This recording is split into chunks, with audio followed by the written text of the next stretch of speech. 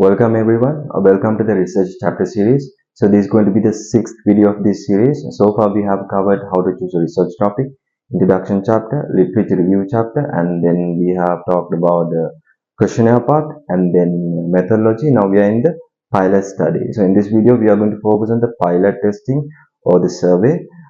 Let's go and see.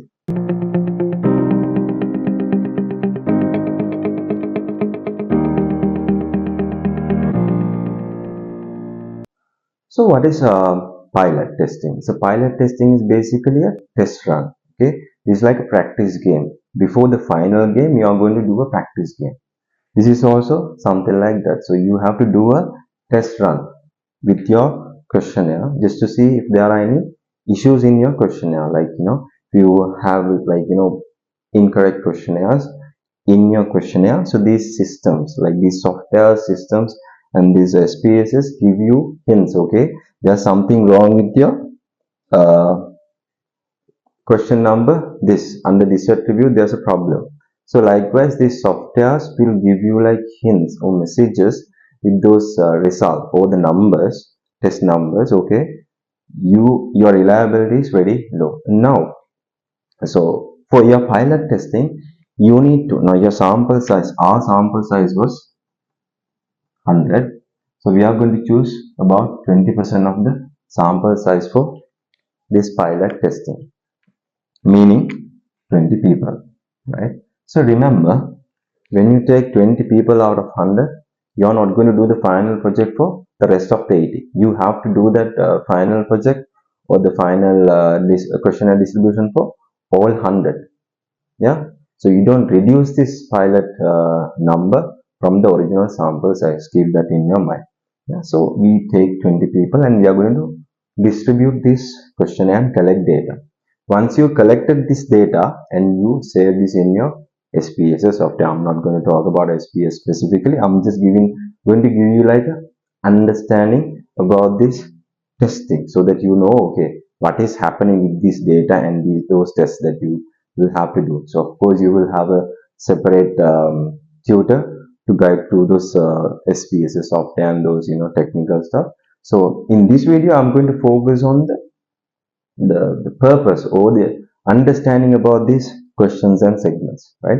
So now in this pilot testing, you need to focus on few areas. So first area is your reliability. How reliable is your questions in your questionnaire or the survey? The purpose to check internal consistency. So what do you mean by internal consistency? Uh, let's say, so we had 4 attributes in our questions, right? So let's say attribute 1 is about salary, right? So you have 4 questions under salary.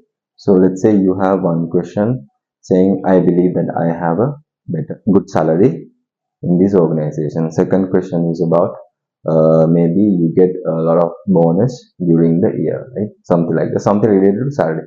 But your third question says something like, I believe my supervisor helped me all the time during your working time. So now that question is not relatable to your salary, right? It is something different. It's more like a leadership kind of thing, right? It's like more like a management or leadership kind of thing.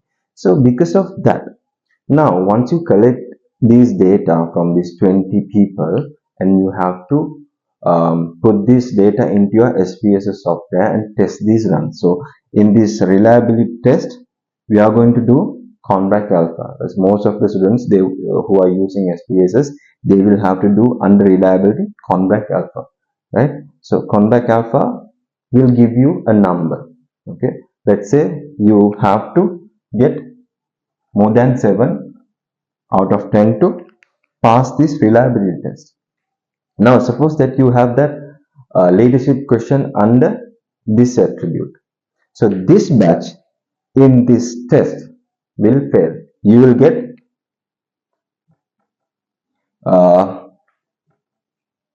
lesser than 7. So you will get the result below 7. Meaning then you need to change your this set of questions. Now you need to go back to your questionnaire and check, okay, of course I have done a mistake here. This question is basically about leadership or like management. So because of that, I need to adjust this question. That is about reliability. So it is about internal consistency. Internal as in under attributes, those four questions should be relatable to this particular attribute, right? So that is about that. So there are tests, many tests in SPSS. Also, there are many softwares as SPSS as well. But in this sample, we are going to talk about specific, most commonly used test as well as SPSS. So the test name is Conrack Alpha. So make sure you have to do this testing through SPSS for each attribute and get that particular number for you to pass your data. If you are like below that expected level, of course you need to adjust and change your questions accordingly. Right? That is about reliability. You have to rely on your questions and data. That is why you are doing this first area. Okay. The second area, validity. Now you need to check your validity of the questions and the answers, right? The purpose, alignment between attributes.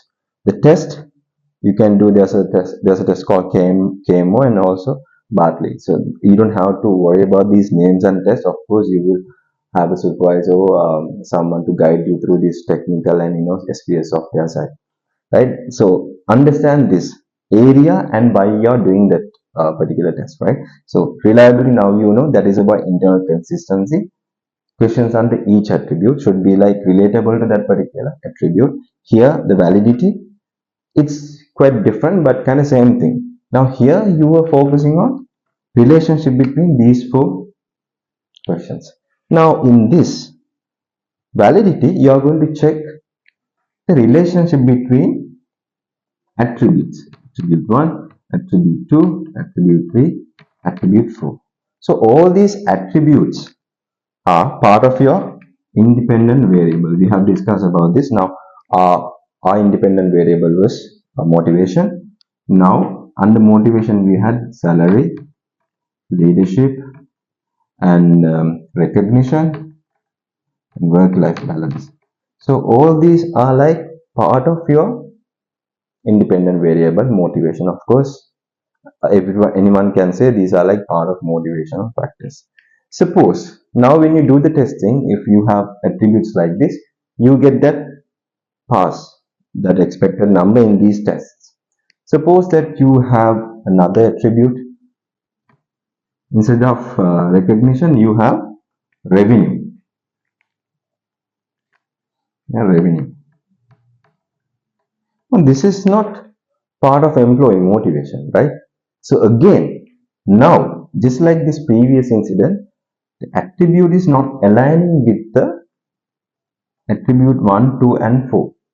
You get what I'm saying? So now this is something different. The attribute is not aligning with the rest of the attributes. Now again, this SPS and these stats will give you, okay, there's something wrong with this third attribute of yours. You need to change it, right? With that negative number, you will understand, okay, there's something wrong with your attribute 3. So now that's what you mean by validity. So your validity is focusing on the attributes, and those attributes are relatable to your independent variable. So the relationship between 1, 2, 3, 4 attribute should be similar, and it should relate to your independent variable motivation. So revenue is not part of employee motivation. Because of that, you have to change this. And the results give you negative numbers because you have mistakenly update one of the attributes as revenue under motivation, employee motivation. So that is about validity. So my point is, you need to understand these tests, why you are doing these tests, right? Of course, you can go to another YouTube channel and check these SPSS and all that. You can do that, but you need to understand these tests. Why are you doing this test, and the purpose of these tests. So right, like I said, reliability is about internal consistent questions under each attribute. The validity is about the relationship between four attributes with the independent variable. So these answers of these 20 people will give you different results for the revenue, right? So that's how this system will understand, okay, there's something wrong with this attribute tree. When you read that, when we go back and check it, okay, of course, that was right. We need to change the third attribute. So that is about second area, this validity. All right, the next area is data normality. So in this area, so these are the test name KS. So we do this for large samples. Suppose that you have more than 50 sample size in your study, then of course you are recommended to do KS test. And if it's very small sample, then of course Shapiro-Wilk test. So that's the test that you have to do in SPSS if your sample is very small. Okay, in this area what we do is we are going to check your answers are like okay, is it normal or is it abnormal. So if you are have different set of answers with fluctuating a lot, like there should be something wrong in your questionnaire, right? So that's what we check in this data normality area. It covers all the questions, right? So that's the third area. So these are the tests that, like I said, so this covers everything. Okay, that's a simple test. You don't have to worry about a lot. You don't have to have concerns in this area. So it is about the normality of your data, the responses that you have received. The fourth area, descriptive statistics. So in this area, this is one of the most important areas in your SPSS testing. So we can use this for the final testing as well, final project as well, this test.